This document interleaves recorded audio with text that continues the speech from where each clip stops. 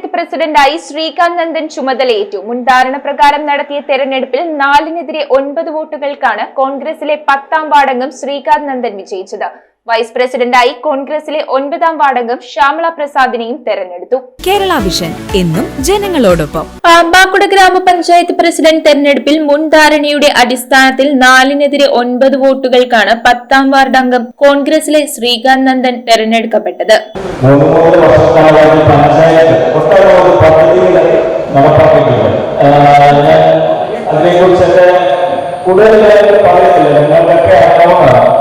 അത് തീർച്ചയായിട്ടും തുടരാനാണ് അത് നല്ല രീതിയിൽ തന്നെ നമുക്ക് മുന്നോട്ട് കൊണ്ടുപോകാൻ യാതൊരു സംശയവുമില്ല.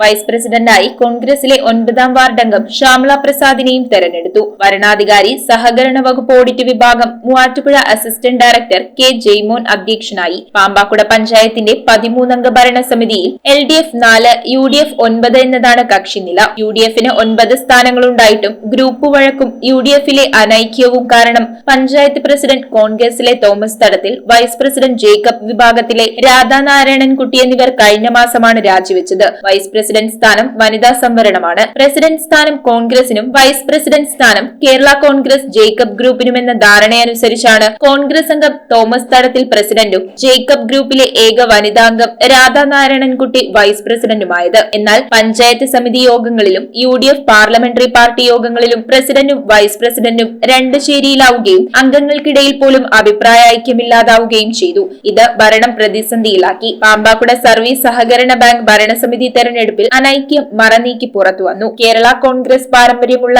ഏതാനും പേർ ചേർന്ന് രൂപവൽക്കരിച്ച ഐക്യമുന്നണി പാനൽ UDFന്റെ ഔദ്യോഗിക പാനലിനെയും ഇടത് പാനലിനെയും ഏറെ പിന്നിലാക്കി അട്ടിമറി വിജയം നേടിയത് നേതൃത്വത്തിനെട്ടിച്ചു. തുടർന്ന് UDF ജില്ലാ നേതൃത്വം ഇരുവരോടും രാജി ആവശ്യപ്പെട്ടതനുസരിച്ചാണ് പ്രസിഡന്റും വൈസ് പ്രസിഡന്റും രാജിവെച്ചത്. പിന്നീട് പ്രസിഡന്റ് സ്ഥാനത്തേക്ക് ഏകകണ്ഠമായി ആളെ കണ്ടെത്താനാവില്ലെന്ന് പ്രചാരണമുണ്ടായി. ഈ സമയത്താണ് DCC നേതൃത്വം കർശന നടപടികളുമായി രംഗത്തെത്തിയത്. കോൺഗ്രസിലെ 6 അംഗങ്ങളെയും ജില്ലാ നേതൃത്വം DCC ഓഫീസിൽ വിളിച്ചു വരുത്തി അഭിപ്രായം ചോദിച്ചു. ഒടുവിൽ ശ്രീകാന്ത് നന്ദന് അനുകൂലമായി വോട്ട് ചെയ്യാൻ കോൺഗ്രസ് നേതൃത്വം അംഗങ്ങൾക്ക് വിപ്പ് നൽകി. LDFിൽ നിന്നും യഥാക്രമം 7ാം വാർഡ് അംഗം ബേബി ജോസഫും 4ാം വാർഡ് അംഗം റീജാമോൾ ജോബിയും മത്സരിച്ചു. ഇതോടനുബന്ധിച്ച് നടന്ന അനുമോദന ചടങ്ങിൽ കോൺഗ്രസ് നേതാക്കളായ Ullas Thomas, ASHA Sanal, KR Jayakumar, PC Jose, Bilson K John, KG Shibu, BJP നിയോജക മണ്ഡലം പ്രസിഡന്റ് സിജു ഗോപാലകൃഷ്ണൻ, കോൺഗ്രസ് മണ്ഡലം പ്രസിഡന്റ് ബെന്നീസ് കറിയ, കേരള കോൺഗ്രസ് മണ്ഡലം പ്രസിഡന്റ് ജോയ് മുള്ളൻകുഴി, ഗ്രാമപഞ്ചായത്ത് അംഗങ്ങളായ ജിനു സി ചാണ്ടി, ഫിലിപ്പ് ഇരട്ടയാനിക്കൽ,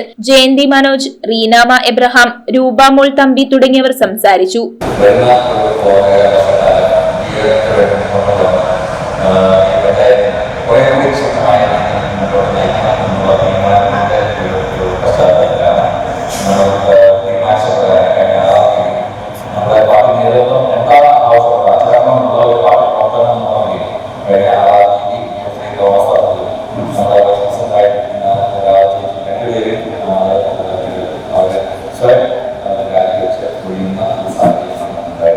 എല്ലാ ഗ്രാമപഞ്ചായത്തിലെല്ലാം നന്നായിട്ട് അവർ ശ്രമിച്ച് മുമ്പോട്ട് പോകുന്ന സാഹചര്യത്തിൽ സ്വന്തം വാർഡിലെ കാര്യങ്ങൾ നന്നായിട്ട് നോക്കുവാനും ഗ്രാമപഞ്ചായത്തിന്റെ പ്രവർത്തനം ക്രോഡീകരിച്ച് മുമ്പോട്ട് പോകുവാനും ഒക്കെ 4 വർഷക്കാലം അദ്ദേഹം മുമ്പിൽ ഉണ്ടായിരുന്നു. എല്ലാവരുടെ ഭാവനയിൽ വെച്ച് സഹോദരൻ നൽകുവാൻ. News bureau, I vision, Piravom. IT രംഗത്ത് തൊഴിലുറപ്പാക്കാം കേരള വിഷൻ ഇൻസ്റ്റിറ്റ്യൂട്ട് ഓഫ് ടെക്നോളജിയിലൂടെ. IT മേഖലയിൽ ഏറ്റവും കൂടുതൽ തൊഴിൽ സാധ്യതയുള്ള 3 മാസത്തെ CCNA നെറ്റ്വർക്കിംഗ് കോഴ്സിലൂടെ നിങ്ങൾക്കും മികച്ച ജോലി കണ്ടെത്താം. നിങ്ങളുടെ കരിയർ മികച്ചതാക്കാം. ISP സാങ്കേതിക പരിശീലനവും മികച്ച സാങ്കേതിക വിദഗ്ധരുടെ സേവനവും ആധുനിക സൗകര്യങ്ങളോട് കൂടിയ ലാബുകളും ഹോസ്റ്റൽ സൗകര്യങ്ങളും കഴിവുറ്റ വിദ്യാർത്ഥികൾക്ക് നൽകുന്ന 100% placement Kerala vision institute of ടെക്നോളജിയെ വേറിട്ടതാക്കുന്നു.